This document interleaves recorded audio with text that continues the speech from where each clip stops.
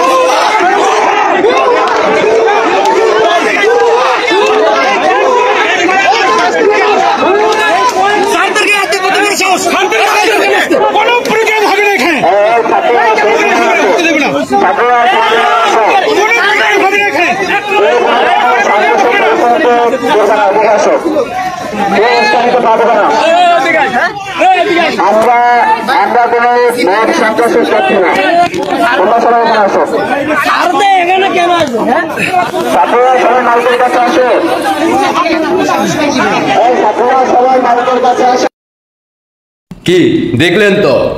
এভাবে সারা বাংলাদেশে, শুধু ঢাকা রাজধানীতে নয়, বাংলাদেশে এমন কোনো জায়গা নাই, গ্রাম থেকে শহর, প্রত্যেক মহল্লায় মহল্লায় বাংলাদেশের সাধারণ জনগণ অশান্তিতে ভুগতেছে। কেউ ভালো নেই। 5ই আগস্টের পর থেকে বাংলাদেশের সাধারণ জনগণ আর ভালো নেই। ইতিমধ্যে 5ই আগস্টের পর থেকে বাংলার জনগণ বুঝে গেছে, নাই রিক্সাওয়ালারা ভালো, নাই গার্মেন্টস শ্রমিকেরা ভালো, নাই দিনমজুররা ভালো, না আছে ছাত্ররা ভালো, না আছে সাধারণ ব্যবসায়ীরা ভালো, কেউ ভালো নেই। শুধুমাত্র ভালো আছে ডক্টর সুধী ইউনূসের নেতৃত্বে যারা উপদেষ্টা মণ্ডলীরা আছেন, তারা একের পর এক নতুন গাড়ি কিনতেছে আর দেশ বিদেশে ঘুরে বেড়াচ্ছে তাদের ব্যক্তিগত কাজে রাষ্ট্রের টাকা দিয়ে। ইতিমধ্যে আপনারা জানেন ডক্টর সুধী ইউনূস বাংলাদেশের এই দুঃসময় সে দেশে বিদেশে ঘুরে বেড়াচ্ছে তার ব্যক্তিগত সেমিনার করার জন্য, আর বাংলাদেশের সাধারণ জনগণ ট্যাক্স দিচ্ছে, আর অন্যদিকে বাংলাদেশের সাধারণ জনগণ না খেয়ে দিন কাটাচ্ছে। ইতিমধ্যে আপনারা সবাই জানেন, কারো কর্ম নাই, কারো ব্যবসা নাই, সবাই এখন দিশেহারা, মানুষের ফেটে নাই খাবার। আশা করি বুঝতে পারছেন। দেশবাসীকে দেখার সুযোগ করে দিবেন। আপনাদের ব্যক্তিগত মতামত অবশ্যই কমেন্টে জানিয়ে দেবেন। আমরা আগেই ভালো ছিলাম, শেখ হাসিনাতে আস্থা। আমরা মাননীয় প্রধানমন্ত্রী শেখ হাসিনা দেশে ফিরলে বাংলাদেশে 18-20 কোটি মানুষের শান্তি ফিরে আসবে ইনশাআল্লাহ। অপেক্ষা থাকুন, দেখা হবে শীঘ্রই। আল্লাহ হাফেজ।